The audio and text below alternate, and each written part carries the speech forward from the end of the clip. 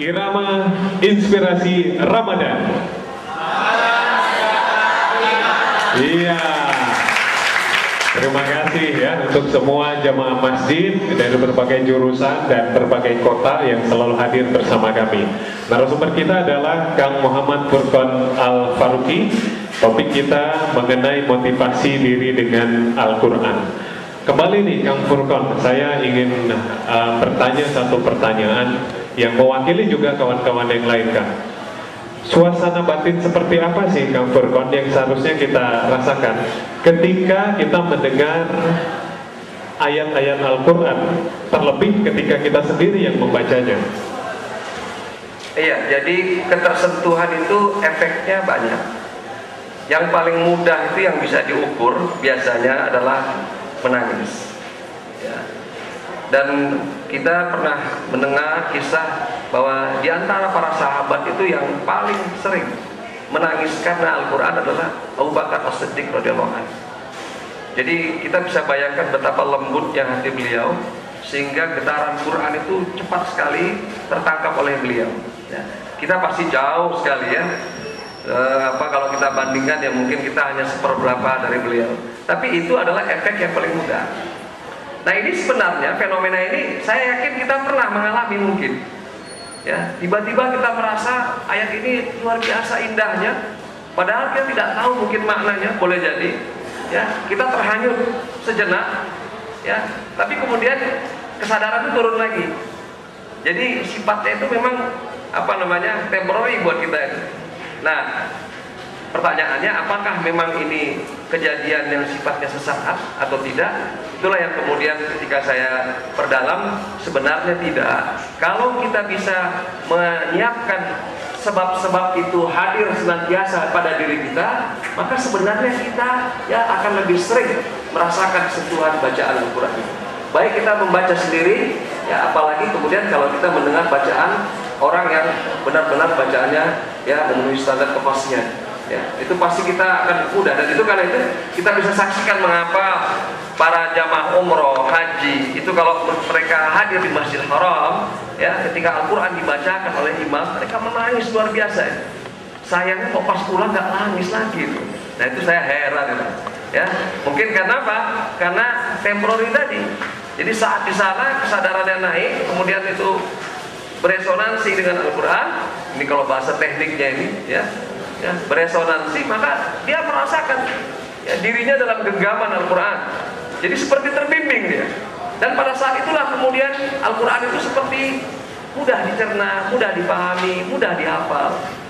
Saya menyarankan memang sebaiknya lewat motivasi Quran ini ya, artinya ini didahulukan untuk kemudian pintu gerbang menuju menghafal Quran. Jangan menghafal dulu tanpa motivasi. Ya nanti yang dihafal berapa, yang keluarnya berapa, lebih banyak yang keluar daripada yang hafal ya. Artinya memang kita tidak kuat menghafal Quran. Itu saya kira ininya efeknya ya. Ya, hal yang perlu kita kritisi juga ada sebagian orang yang mencoba untuk mengutak-atik Al-Quran atau memelintir ayatnya. Namun sayangnya juga nih Kang Furqan, ternyata masih banyak juga kondisinya jamaah muslim di Indonesia yang masih buta Al-Quran. Bagaimana Kang Furqan menyikapi dua fenomena tadi, Kang? Iya, ini adalah tugas dakwah kita. Jadi bagaimana Al-Quran itu harus kemudian disebarkan sedemikian rupa. Ada sebuah hadis Rasulullah SAW yang dikutip oleh Umar bin Khattab radhiyallahu anhu. Jadi beliau suatu ketika pernah melakukan inspeksi, kalau bahasa Jokowinya belusuan, gitu ya. Dan tiba di suatu tempat di mana beliau bertanya kepada para pejabat setempat, siapa sebenarnya pimpinan daerah kalian? Maka para pejabat itu menjawab, si Fulan, ya Amirul Mukminin. Siapa itu si Fulan? Ya, Maula. Maula itu bekas budak, mantan budak yang dimerdekakan.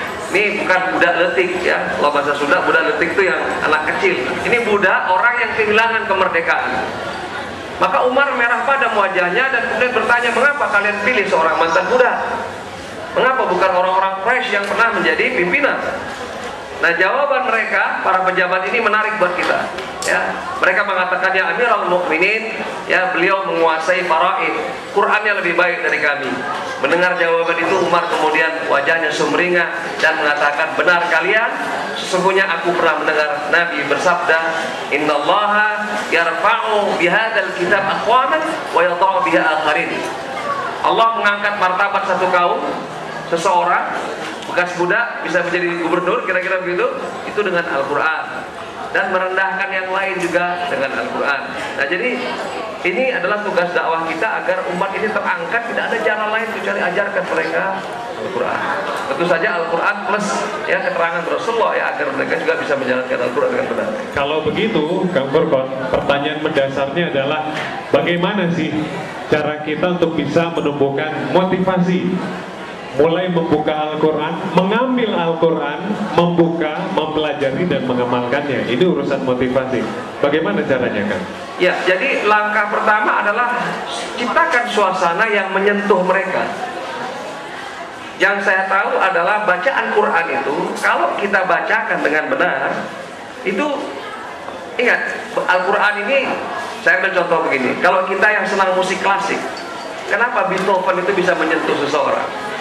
Apa kira-kira yang membuat seseorang bisa merasa tersentuh? Mohon maaf nih kalau ada orang yang gemar musik dangdut misalnya, kenapa orang sampai bisa berjoget? Itu pasti ada sesuatu kan? Itu cuma suara, nyanyi.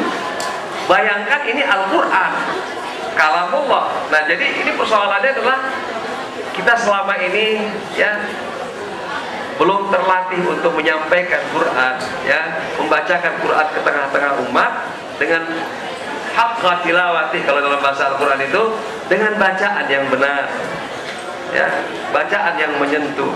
Nah, setelah itu kemudian terbuka, itu nanti motivasi akan muncul dari dalam. Jadi mereka sendiri yang akan kemudian nanti mencari sumber, mirip seperti laron, tahu laron ya, yang mengejar cahaya.